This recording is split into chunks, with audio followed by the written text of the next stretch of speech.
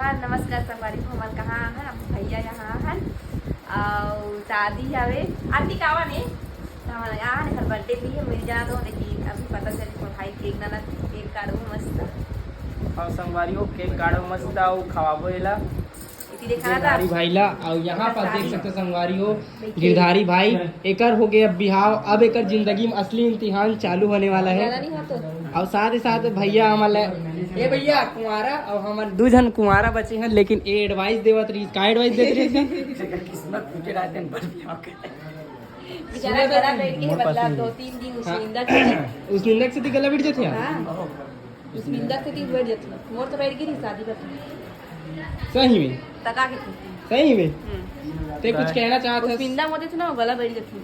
आप कुछ कहना चाहते हो? मैं बहुत कुछ कहना चाहता हूँ। मैं दुल्हन वाला नहीं देखी हूँ, दुल्हन ला देखूँ अब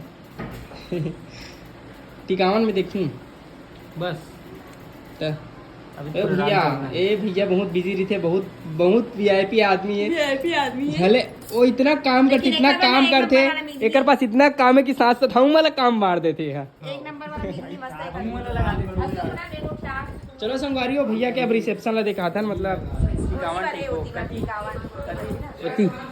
चलो